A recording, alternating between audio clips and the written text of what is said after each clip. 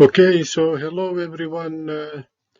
This is the talk for universal provenance universal provenance for regular path queries by Grahne, Liu, and Shiri. I'm Gösta Grahne.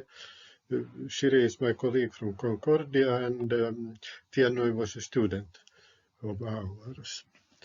So what is this talk about? Well, you all know that what provenance is about. This is a conference about provenance, so I shouldn't be mentioning, but suppose now I have a database D, a query Q, and then a tuple in the answer to the query in the database D. And now we could ask ourselves then the question for the provenance, where does this tuple come from? So how we could be interested in knowing how was it derived to be in Q of D, or what tuples from D contributed to the derivation of the tuple T. So here is a little small example. We have a database over just one relation over attributes A, B, C, and it has three tuples. I have given them tuple ideas here, T1, T2, and T3. And then the query is project on AB and project on AC and join it back together over A and then take the BC. So here we see the answer, and now we could say, okay, take for instance now this tuple BC. What is the provenance of this tuple BC? So we see that, okay, you can get BC from first projecting AB here on A and B, and then doing another projection A and C, and then join them back together. You get BC. But you can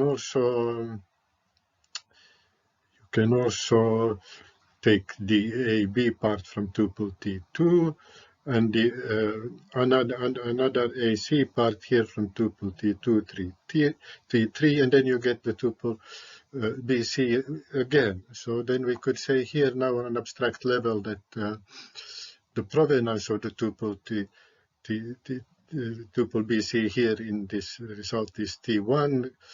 First we use T1, then we use T1 again, or another way of getting it is use T2 and then use T3. So now that this was sort of like articulated then in the beginning of the 2000s, there were lots of proposals from different research groups about provenance, what should the provenance be, and so on, until in 2007 we had a remarkable paper by Grahne, Carbonerakis, and Trannen about the provenance semi-ring, and they came up with this remarkable picture that is actually all these provenances they were formulated. They could be looked at uniformly as instances of various semi-rings, and there's the one most general semi-ring. The set of polynomials over values in coefficients in a set X. So now, and not only that, you can sort of, this gives a nice hierarchy to all the proposed provenances, but also more importantly, all these, you can also go down into what is called application provenances, where, for instance, we talk about sets of tuples or control levels of tuples or costs of tuples, so like the distances and things like that. And these can all be obtained from that universal provenance, the provenance polynomial over X. So now, where does all this magically appear, all this stuff? Well, we have to look a little bit into universal algebra to get an explanation of it. And first thing, we need some basic definitions here. So a type F of an algebra is simply just a set of function symbols, and each function symbol has an associated arity. Actually, it's enough to just know the arities. Then an algebra of type F is a pair A, where A is a set, the carrier of the algebra, and F is then a set of function symbols, one for each function symbol in F. There's a function, an actual function that with this name. So the function in the algebra A, it's a mapping from this is the arity of the function, the k power of A to A. And now, since we have algebras, we can have many algebras, so we can take a look at a particular class of algebras. And would be interesting, is there some sort of algebra and a set of x, say variables or other entities, and we want to look at we want to find out the most general algebra in K generated by X in the class K.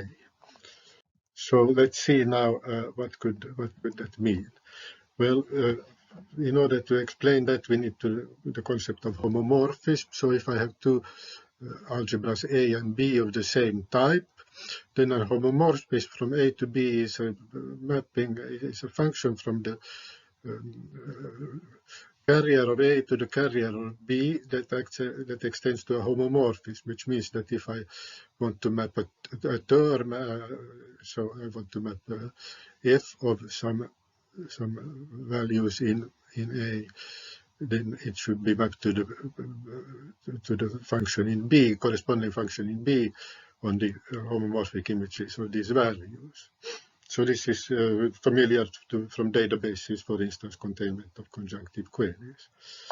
So now if A and B are conjunctive queries and there's a homomorphism from A to B, then A is more general, it gives more answers than B. B is more specialized and you get fewer answers. So this sort of says what the most general thing is, most general algebra in a class. K is then an algebra U such that, with respect to now a set X, such that for any algebra A in that set K, I take a mapping of say the variables X to A, then I can expand it to a homomorphism from the algebra U to the algebra A. And where can we find such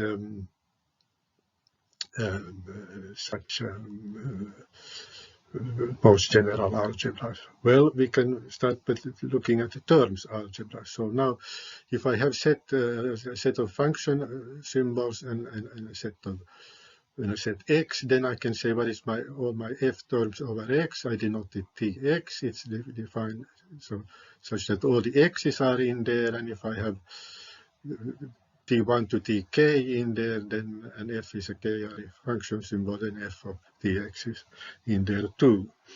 So that's the set of all terms. But now you can also notice that the set of all terms is also a term algebra, because I can now think of this interpreting this term, this function in the term algebra as the function that maps the parameters to the syntactic term f of x. So this is like in logic programming, like the Herbrand universe. So let's take a little look here at an example. We could have one binary function symbol, and then x is just one single element x. So what would be the term algebra of f here with respect to x? Well, we have first x itself is a term, then I can take, if I have denote by a dot here, or a dot here, the application of the functions, of the binary function symbol, I get dot x or x, and then I can start making bigger terms. I can compose this one with this one. I can apply the function today. I get this thing here, and I can do it in the other direction. Or now I can apply here to itself. I get this one, and so on. So I have lots of terms. So now the term algebra would then just simply do the mapping. It maps one to the next successor. But if we continue looking at this example now, and we say, okay, but now let's look at the class of all semigroup. And a semigroup means now it's a set with an associative binary operator, but it has to be associative. So now you see that if we start to say that, okay, actually this it should be associative, then this algebra here is, the term algebra here is not, it's not a semi-group because it doesn't obey the associativity. So, for instance, these two here should be the same, and then actually all the 5 ones in here should be the same. Well, we can solve this. The algebra has a solution to this. We can say that, okay, we say two terms are equivalent. We denote like this: t equivalent to t prime. If I take any homomorphism from this term algebra to any semi-group A, then they map to the same. And then I say they are equivalent. Well, now this equivalence, it's an equivalence relation, and it's also a congruence on this term algebra. So I can get the equivalence classes here of equivalent terms.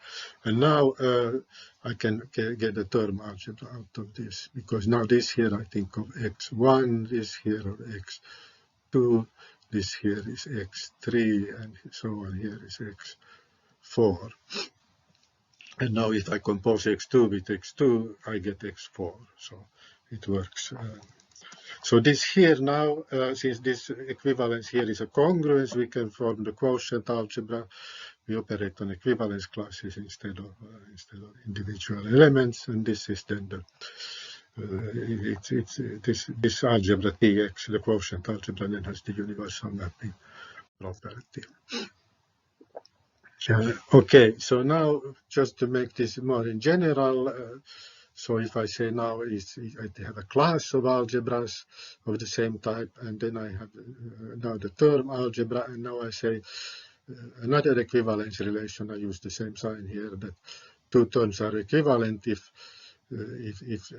they are mapped to the same by all homomorphisms into any algebra in that class. And then again, this is a congruence, and then we can form the quotient set, and we get the term algebra. We get the free algebra of the class K.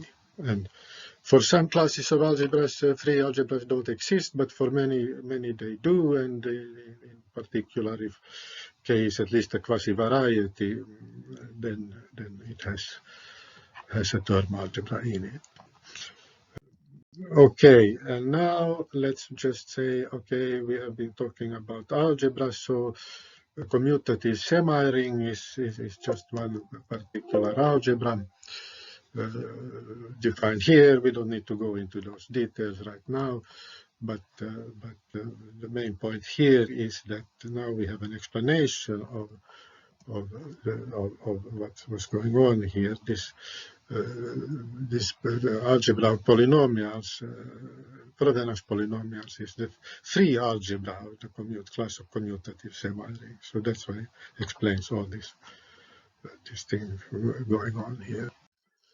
So now let's finally get to the topic of the talk, which is regular path queries in graph databases. So now I have a graph database, is a directed graph with edge labels from finite set sigma, and I think of these edge labels as predicate symbols. And now a regular path query is a regular expression over the path labels, the edge labels, and then the query, the answer to the query, regular path query Q on G is I look for pairs of vertices in the graph, pairs ij of vertices in the graph, such that there is a path labeled. When I concatenate all the edge labels, I get a word W, and this word W belongs to the language of the regular expression. So this is a well-known concept since Mendelssohn and Wood define it. So here is a little example. I have a graph database of people and places and things. So Amy works at Bell, and she's a colleague of Leo, and Leo likes tea, and so on. So now I could have a regular path query, say, okay, I want for each person, I want to follow a chain of friends or colleagues, or alternating or the same, and then see where I end up, and then where that person works. So now if I say, okay, Bob Bell will be in the answer. Well, because why is that? Because there is a path from Bob to Bell and it's labeled by friend and works. So now the provenance is that path actually. But then for Bob and Fido, it's another answer. I could have one provenance is the path where I go with friend of via Leo. There's also another provenance where I go first with to Amy as a friend and then to Leo as a colleague and there to work. So now again, let's see, we introduced some concepts here. So now a path in a graph, here I write the vertices like here I have an A1 labeled from 1 labeled A1 to node I1.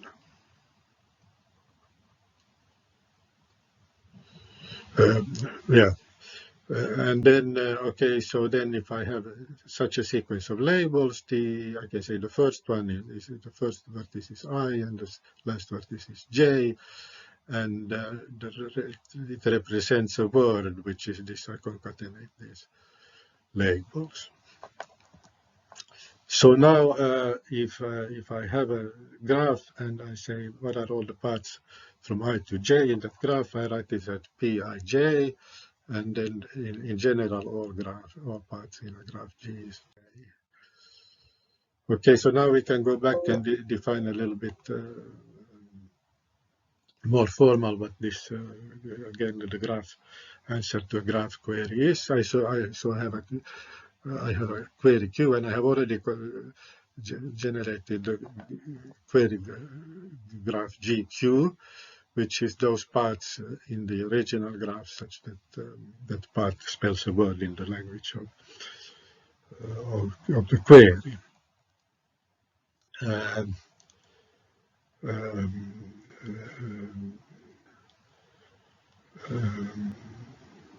Okay, and then the answer is the endpoints of those paths like we had before. So now we can define, okay, what is now, if I have such a pair of endpoints, what is the provenance of that pair for the query Q of G? Well, then I have to look at some parts, corresponding parts in the query graph, and again the same thing. It's a word there in the Q. So this is the provenance. It's the set of parts. So that's the whole point here. So here, example for Bob and Fido, it's a set. It contains the first part here and the second part there. Okay, so now this is what we have. So let's take a step back and think what is all of this. Well, we have regular expressions and regular languages, and then we have sets of paths between vertices in a graph. And what do these things have in common? Well, they are all complete star semi-rings. And what is a complete star semi-ring? It's a semi-ring, again, K with the operators plus and times, and constant 0 and 1. And but it has to be complete, means that infinite sums. You can sum up infinite number of elements, and also these infinite sums distribute over products. And then a complete star semi-ring is then a complete semi-ring that has a star operator, where the star operator is the clean star operator, sequence of concatenations, union of sequence of sum of sequence of concatenation. Okay, so what CS semi-rings are there? Well, we can say the first one that comes to mind here is the set of all regular expressions over some alphabet X, where these are the operators for regular expression, plus and times and star. Or it could be another CS semi-ring is the set of all regular languages over some alphabet R, where now we're talking about the sum is the union and the product is still the concatenation, and now these are now the corresponding language operators. Now we can note that usually we talk about the language of regular expressions, and this here is defined, for instance, like this. You have the language of E1, expression E1 plus expression E2. It's the language of E1, union of the language E2. So what we have done is we have provided a semi-ring homomorphism here to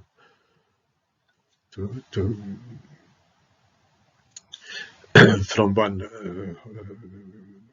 CS semi-ring to another CS semi-ring.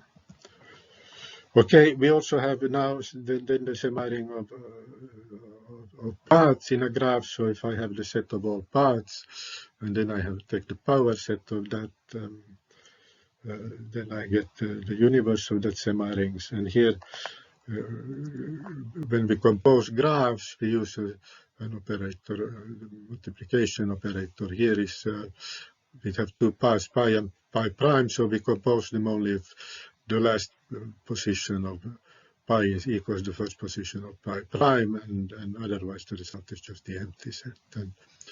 And for sets of paths, then this composition is then pointwise application. Okay, what about application CS semi-rings? Are there any of those? And yes, we can say there's a whole bunch of them. Here are some few Boolean semi-ring, bag semi-ring, tropical semi-ring for costs. We can for shortest path, for instance, access controls to make sure that any answers can be only access for proper security clearance, and then influence semi-ring in a tweet network. Okay, now in all these C algebras, what is the free C algebra, CS algebra?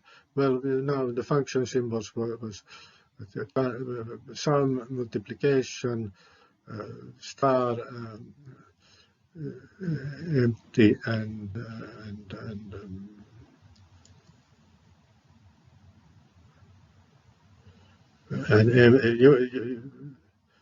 some unit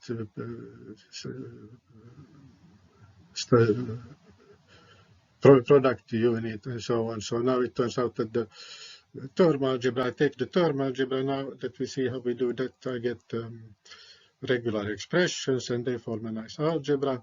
But now I have to take the proper quotient set, and the good news is that there is a nice finite axiomatization. It's not a set of identities, but it's a set of quasi-identities, Horn formulas over identities. So then I take that, I say that two expressions are equivalent if I can show them to be equivalent by the Kotzen's clean algebra, or in other words, if they have the same language. So that's the. Okay, so let's get back to provenance now. So we have a graph, database graph G, and then we have the set of all paths from vertex I to vertex J. In G, it's pi ij. And then if I say, look at the pair of vertices in the result of a query, I say that the provenance of that pair is the set of all paths between these two vertices in the query graph. So now I want to interpret this in a semi-ring, this provenance. So I have a semi-ring K, and now I indicated here with the superscript that when I apply each of these operators, it's the operator in K. So then, for instance, now what is the K provenance of that pair? And I write it like this: provenance of pair Ij under semi-ring K with mapping H of the query result. Here is a parenthesis missing. I apply the homomorphism to all those paths. So what is the homomorphism applied to a path? So that means if I have a path of of edges like this. I apply the homomorphism to each edge, and then I take that semaring product of it. And then for sets of parts, I sum up the application of the homomorphism to each part in that set. So now let's see, here is a little example. So here we have a graph, and now we have here the edges, for instance, the edge 1, 2. Now the labels, this is actually now the abstract ID here is T1, this is T2, this is T3, this is T4, and this is T5. But since we're talking about database graph, I retain the language label. So now, we could have different kind of interpretation here. The edge could be the language, okay. It could be distance, that's the tropical semaring. It could be the multiplicity of the edges if it's a multigraph. Then that's the back semaring, or it could be access level. Say this one here is public, and this one here is confidential, and so on. So now the whole thing here boils down to that. Now if I take the universal provenance, the most general one here, you can see it's the regular expression over the abstract identifiers. Here it's T1 plus T2 times T3 concatenated with T4 star concatenated with T5, or then I can apply the homomorphism directly to that. I get the provenances then in these different semarings. So now this is surprise. This is the main result, if you will, of the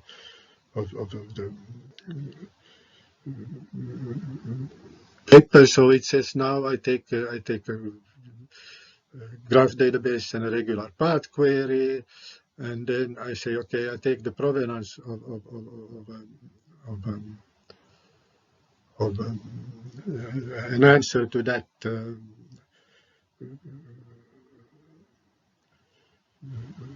query, or the answer to that query.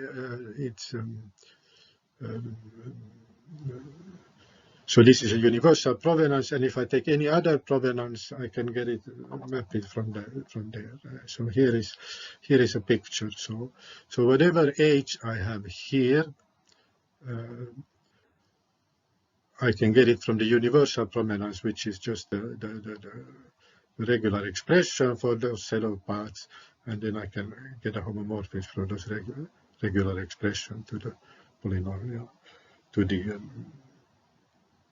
value in that semaring.